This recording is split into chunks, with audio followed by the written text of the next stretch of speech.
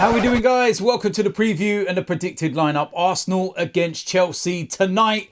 And listen, we're at that point of the season. Games are coming thick and fast and the season is nearly over. And all we can do is go one game at a time. We are so close to the end of that season. We are so close to winning a Premier League title. Yes, it's in Man City's hands and we do need a favour along the way.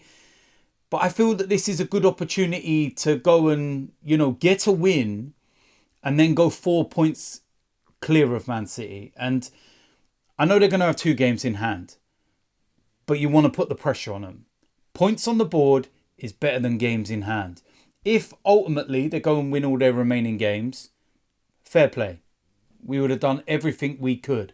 But what I don't want us to do is drop points and then make it easy for them. And let's remember there's Liverpool there as well that are still on the same amount of points as us. So you don't want to make it easy for either of them. You're looking at our remaining fixtures and everything else. We've got this game against Chelsea. We've got the big North London derby at the weekend. We've got Bournemouth at home. We've then got Manchester United away. And then we've got Everton at home.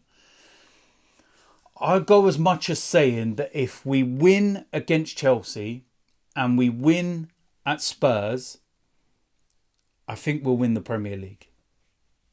I genuinely do. If we get through these next 2 games and win them, I genuinely think Man City will draw a game somewhere. Ironically, it could be at Spurs.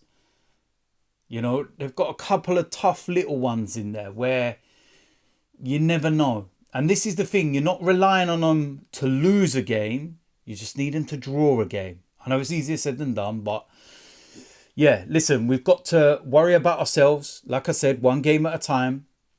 And the first one starts with Chelsea.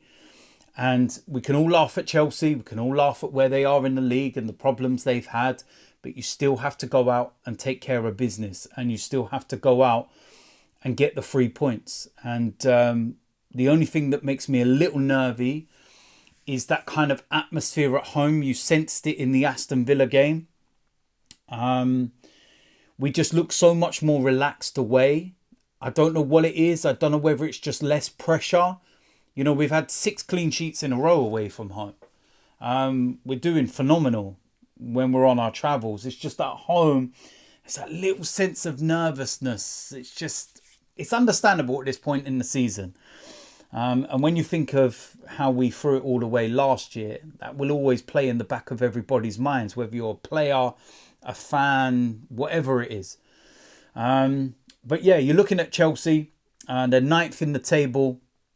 And do you know what I find actually quite staggering and amusing somewhat is that despite their problems this season and the fact that they have been absolutely horrendous, they're only 3 points behind Manchester United and Newcastle and European places. Staggering.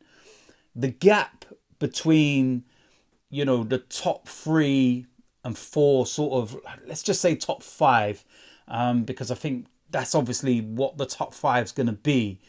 Don't know what order it is, but the top 5, and then you got 6, 7, 8, 9, etc. The gap is massive.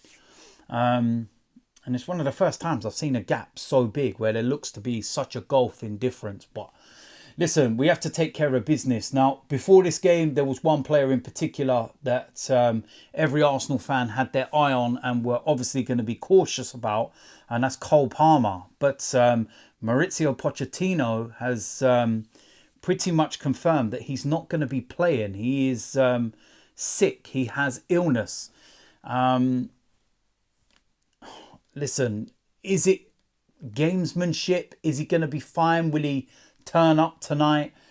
We don't know, but he hasn't been in training. And, like I said, Pochettino turned around in his press conference yesterday and he said that they will assess him tomorrow. But right now, no, he's not available, and he isn't going to be, in his opinion, available either. Even if he's a slightly bit better, you've got to think what you've got to go out and do. If you're not right and you're ill, it's not going to happen, is it? So yeah, that would be a massive, boost for us and a big blow for Chelsea.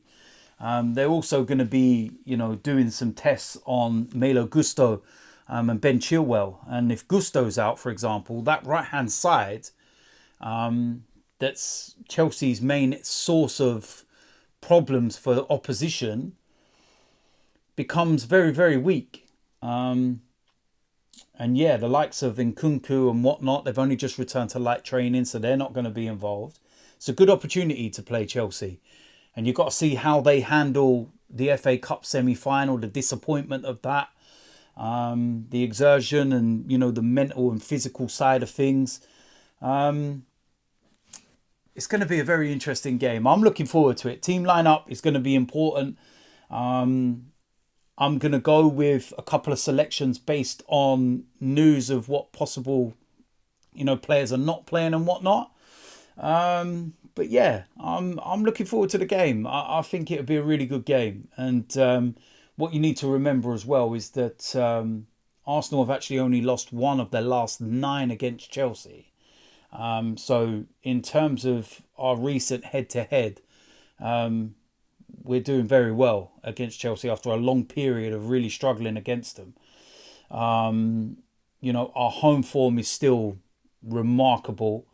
We've kept 15 clean sheets this season, which is 5 more than any other team in the Premier League. And I think they were saying, actually, if David Raya keeps 1 more clean sheet, then that's it. He's won the Golden Glove for the season, which would be unbelievable in his first season at the club.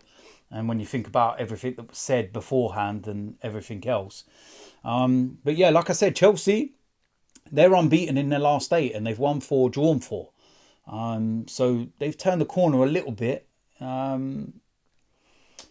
it's going to be interesting. They've conceded 52 league goals this season, which is a lot. But yeah, just that news about Cole Palmer in particular could be massive. And, that could be just what we need. And could be the kind of luck that we're seeing at the moment that you need to win titles. Because that's what they say. If you win, titles, it's not just the quality and everything else you need over the course of the season. You need a bit of luck. And whether that's injuries to your own players and, keeping them fit, or injuries to opposition players at the time you play them, which make them weaker. Yeah. So, like I said, it's going to be an interesting game. And this is what my predicted lineup will be. Starting off in goal, David Raya. Very, very straightforward. Right back, Ben White. Again, another very straightforward decision. And if Chelsea have got some problems down their left-hand side, then it's going to be interesting. Obviously, I feel that Mudryk will probably play there. So Ben White's going to have to be cautious of him because he has got the pace. But will he track back? Will he double up and help stop Saka, Ben White, and that kind of area where we are predominantly strong? We'll wait and see. Right centre-back, William Saliba, very straightforward. Left centre-back, Gabriel, again, very, very straightforward. Now, left-back, this is where there might be some selection headaches. I don't like Kiwior as a left-back. And, even in the Wolves games, there was a couple of moments in particular, the one where David Raya made an unbelievable save and tipped it onto the post. That was all because of Kiwior. And you think of what Leroy Sané done against him and everything else. I feel that with the way that Chelsea will play, and they will play with that low block, I would actually go with Zinchenko for this game, because I feel that he can be one of those players that opens things up. Now, without Cole Palmer playing, that's why I would play him. If Cole Palmer was playing, I'd go with Tomiyasu, but I'm going to go with Zinchenko. Just in front, I'm going to go with Thomas Partey. I think we could all see in the game against Wolves that when he came on, everything became energised. And he doesn't have to actually do a lot with the ball.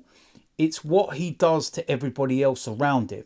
All of a sudden, Declan Rice was free. And he could just go on his marauding runs and whatnot. And, he looked dangerous. Martin Odegaard all of a sudden came alive and was getting space. Bukayo Saka was getting involved, and Havertz went back up top, and it looked so good in that final 10 minutes or so, and we looked so dangerous. And listen, he played 70 odd minutes against Luton, hasn't had loads of minutes. He's probably only got 70 minutes in his legs. And it is between him and Jorginho. What I don't want is Declan Rice to be playing there and Havertz drops into the midfield. And it's either Partey or Jorginho. For me, it's Thomas Partey. On the right-hand side, Bukayo Saka.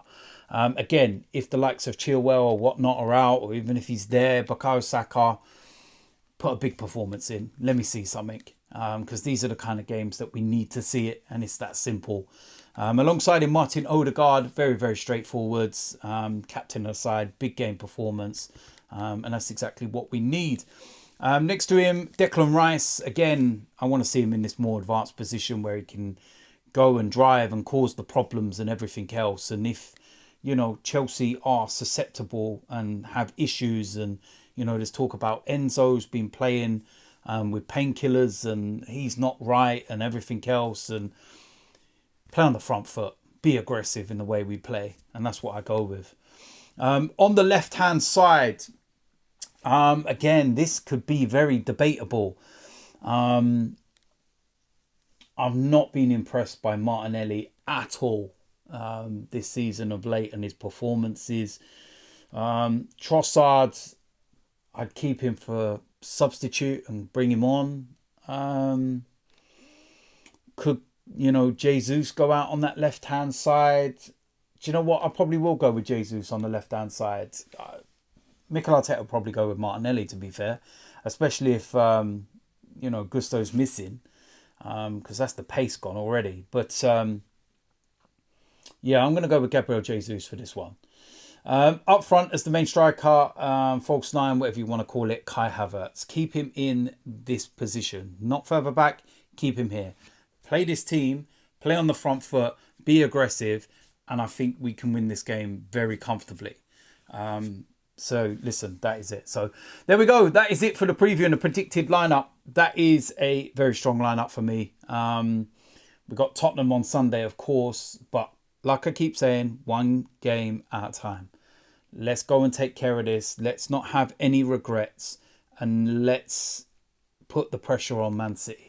Let's go 4 points clear of them in the Premier League, and then they've then got to go out and win their games in hand. So the pressure's on them at the end of the day. So, yeah, see what happens, won't we? So, listen, make sure you watch out for my match reaction. If you're new around here, hit the subscribe button, smash a like on this video, and I will see you a lot soon. I'm out of here.